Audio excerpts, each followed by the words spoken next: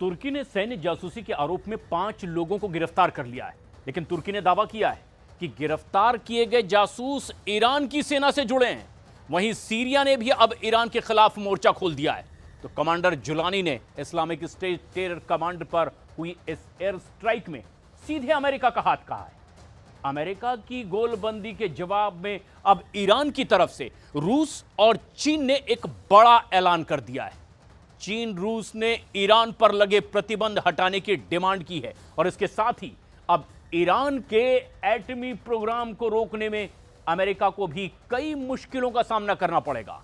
Putin Jinping की गुप्त meeting में ईरान पर जो फैसला हुआ वो ट्रंप की टेंशन और ज्यादा बढ़ाने वाला है।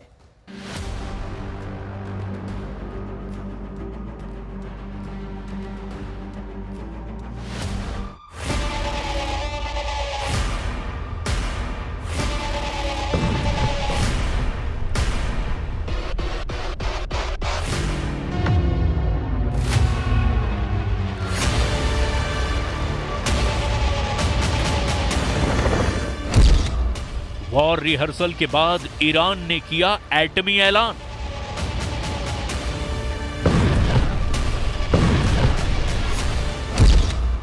ट्रंप को चैलेंज, रोक सको तो रोक लो।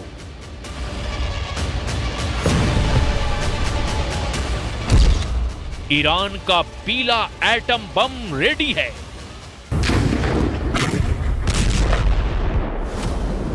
ईरान की मिसाइलें बहुत जल्द एटमी हथियारों से लैस होंगी। ईरान दुश्मनों को परमाणु ताकत का एहसास कराने वाला है। ईरान के एटम बम बन चुके हैं। ईरान एटमी टेस्ट के लिए भी रेडी है। सुप्रीम लीडर अली खामनेई पहला एटम बम धमाका कहां करेंगे अभी यह तय नहीं है, लेकिन यह तो तय हो चुका है कि ईरान को एटम बम बनाने से दुनिया की कोई ताकत अब रोक नहीं पाएगी।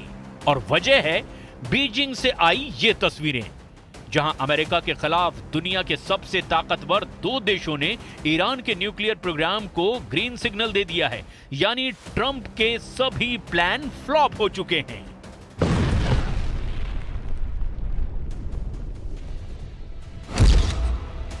ईरान के एटमी प्रोग्राम से हटे बैन। ईरान जितने चाहे उतने बनाएगा एटम बम। ईरान के न्यूक्लियर प्रोग्राम को पुतिन जिनपिंग का सपोर्ट। वॉर जोन में आया खामनेई का पीला एटम बम।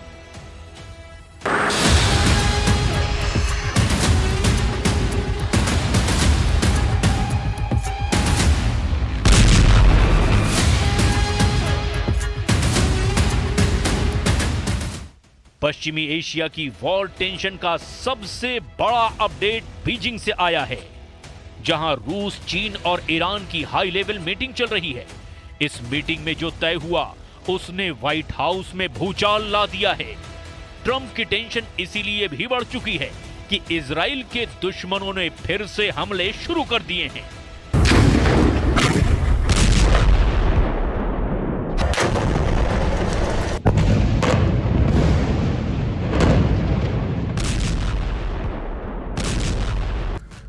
वेस्ट बैंक में इजराइल के हमले ने तय कर दिया कि युद्ध जारी है। पहले की तरह बारूद बरस रहा है, मिसाइलें और रॉकेट की बौछार हो रही है। इजराइल अपने दुश्मनों को चुन चुन कर मार रहा है, मगर इजराइल जो चाहता है वो हासिल नहीं कर पा रहा है। और इसकी वजह है अब तक प्रेसिडेंट ट्रंप के किए गए दावे जो जमीन पर उतर नहीं पाए हैं। डोनाल्ड ट्रंप ने जितने ऐलान किए उनमें से एक भी 100% पूरे नहीं हो पाए। ट्रंप ने धमकी दी थी कि हमास युद्ध रोककर सभी बंधक रिहा करे, वरना हमास को धरती से मिटा देंगे।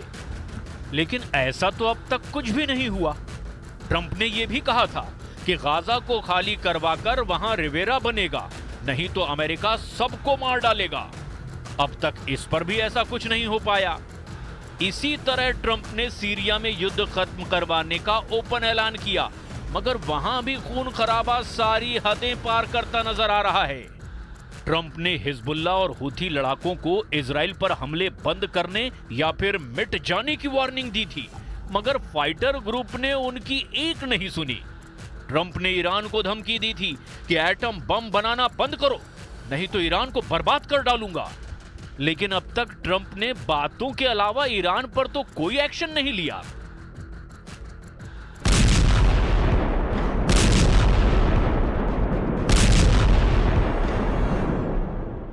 ट्रंप के तेवर जितने तल्ख हो रहे हैं, ईरान भी उतने ही बोल्ड फैसले ले रहा है। अली खामनेई ने परमाणु समझौते पर लिखी ट्रंप की चिट्ठी को भी ज्यादा भाव नहीं दिया, यानी ईरान झुकने को तैयार नहीं है। ईरान के उप विदेश मंत्री काजिम गरीबाबादी ने ट्रंप को तो दो टूक लहजे में क्लियर मैसेज दे दिया कि ईरान का एटमी प्रोग्राम बेरोक टोक जारी रहेगा। Iranian nuclear program is peaceful in nature. It is under the surveillance of the International Atomic Energy Agency. Iran is receiving huge inspections from the IAEA, and our nuclear program has never been diverted to non-peaceful purposes. पहले संयुक्त युद्धाभ्यास और अब एटमी हथियारों वाला ऐलान। ये सिर्फ ट्रंप को चैलेंज नहीं, नेतन्याहू के लिए भी टेंशन की बात है, क्योंकि ईरान का पहला टारगेट इजराइल हो सकता है। इजराइल पर ईरान ने मिसाइल अटैक करके जग जाहिर कर रखा है कि जैसे ही उसके पास जंग जीतने वाला हथियार होगा, उसका निशाना इजराइल होगा। और ये सब कुछ जानते हुए भी चीन और रूस ने ईरान पर लगे एटमी प्रतिबंधों को हटाने का मिशन शुरू कर दिया है। 三国副外长成功举行了中国、伊朗、俄罗斯关于伊朗核问题的北京会晤，并发表了联合声明，这是朝着正确方向迈出的重要一步。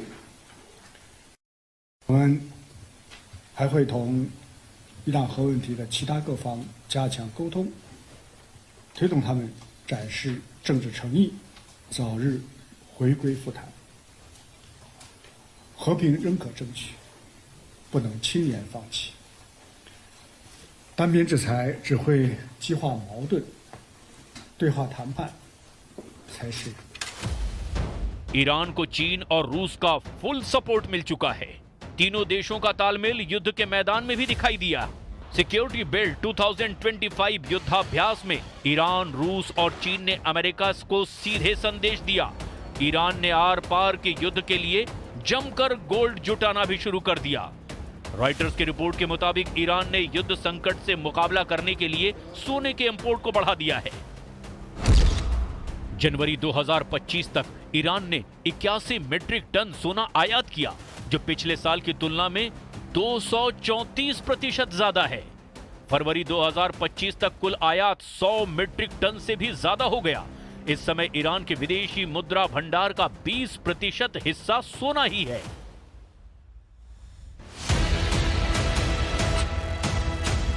अमेरिका के लगाए प्रतिबंधों के चलते ईरान ग्लोबल पेमेंट नेटवर्क से कटा हुआ है।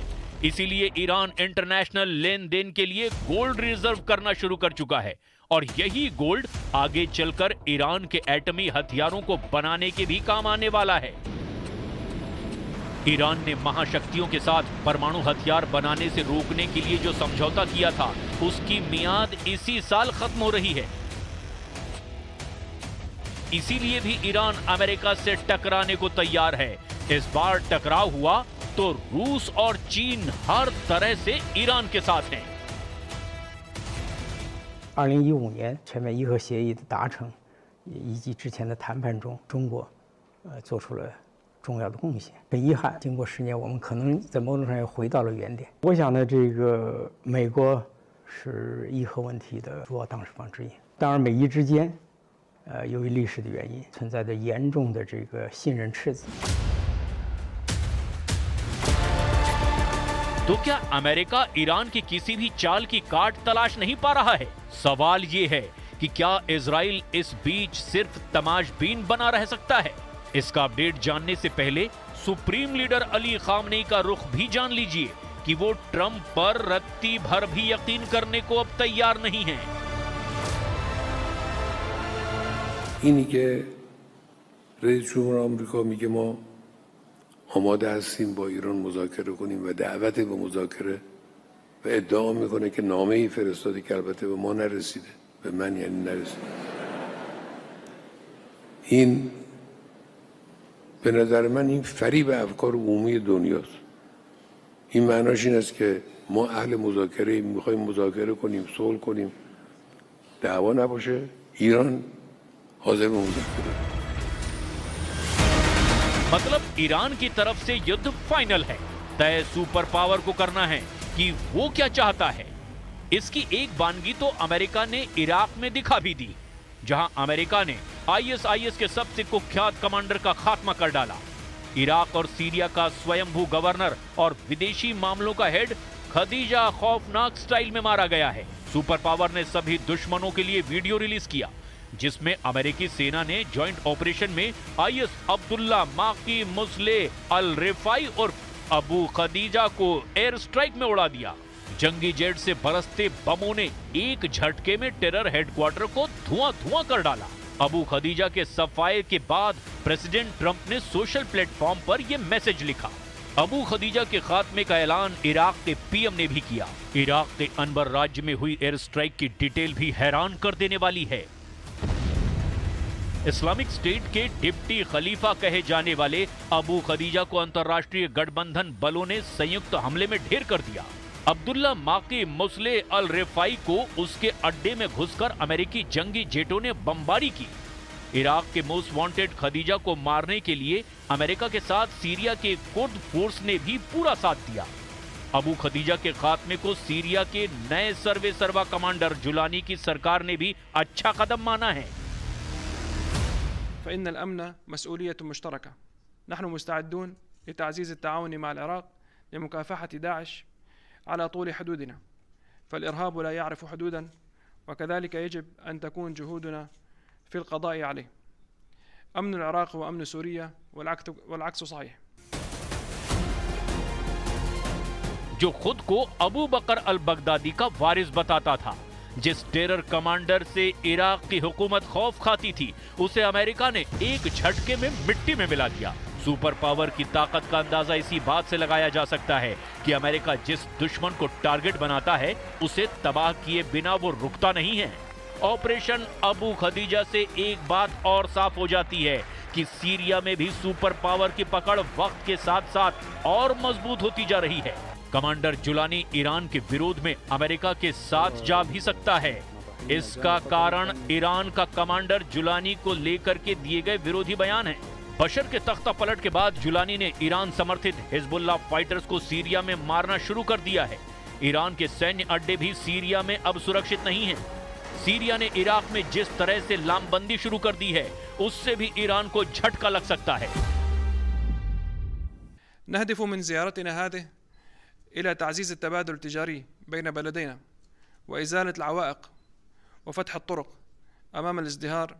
أمام ازدهار الشركات السورية والعراقية معا। इराक में, सीरिया में और तुर्की में जो रणनीति बन रही है, इससे अमेरिका के स्टैंड पर कोई फर्क नहीं पड़ता। ईरान अगर एटम बम बनाने की जिद नहीं छोड़ता तो युद्ध अमेरिका की मजबूरी बनेगा और मुमकिन है कि इजराइल सुपर पावर से पहले ही ईरान को दहलाना शुरू कर दे। इजराइल के पीएम नेतन्याहू ने ईरान के परमाणु अड्डों को बर्बाद करने का पूरा रोड मैप बना रखा है। नेतन्याहू ने व्हाइट हाउस विजिट में प्रेसिडेंट ट्रंप को वॉर प्लान भी दिखाया था। हालांकि तब ट्रंप ने गाजा रिबेरे का ऐलान करके ईरान पर हमले का ब्रेक लगा दिया था, मगर अब तो हालात हाथ से निकलते जा रहे हैं।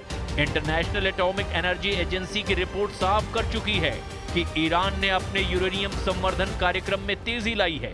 ईरान यूरेनियम का उतना उत्पादन कर रहा है जो कि हथियार बनाने के लिए काफी है। अब ईरान के पास चीन और रूस जैसी महाशक्ति वाले देशों का सपोर्ट है। ऐसे में ईरान किसी भी दिन परमाणु बम का टेस्ट करके दुनिया को संकट में डाल सकता है। ईरान के एटमी टेस्ट से भी भीषण युद्ध की शुरुआत हो सकती है।